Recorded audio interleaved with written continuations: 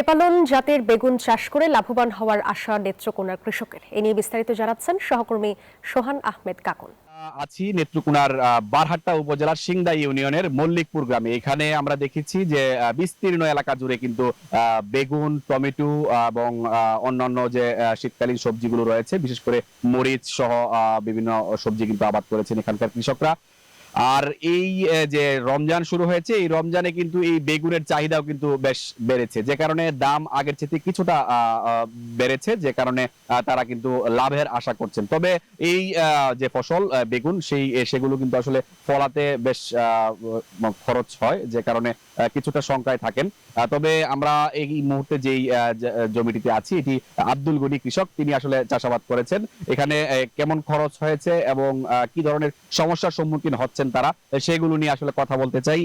প্রায় 10,000-15,000 টাকার মতন খরচ দেখা যায়। নিজের জমি থাকে 10,000 টাকা, জমা রাখতে হতো 15,000 টাকা, 28 খরচ হয়।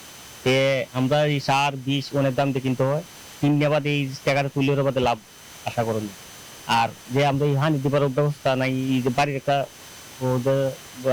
সরকারি আমরা কিন্তু অনুদান পাই না, সার বীজের দাম কমে না। একটা স্প্রে করা মেশিন অন্য জায়গায় দিতে, যে মেশিন নদী থেকে হানি দিতে পারো, নদী আছে বলো, নদী থেকে আমরা মেশিন হানি দিতে পারো, এই মেশিনও আমরা পাইনি। আগে তো মোটামুটি কমিয়ে আছে, মোটামুটি রমজান না মোটামুটি বাড়ছে, মানে 20-30 টাকা কেজি আছে। এই দাম যদি থাকে আমরা আশা করি বাড়িতে আমরা কিছু ভাবো, মানে যে দামটা আছে এই দামটা দুধ টাকা দিয়েছিল। জি, সার বীজ এটার দামটা একটু কমে, তেল আমরা খুব ভালো হয়ে আছে। ধন্যবাদ। আসলে শুনছিলেন যে এই যে কৃষক, তিনি জানাচ্ছিলেন যে আসলে যেই ব্যয়টা করা হয় এবং ব্যয় বেড়ে যাওয়ার কারণে কিন্তু তারা অনেকটাই শঙ্কায় থাকেন।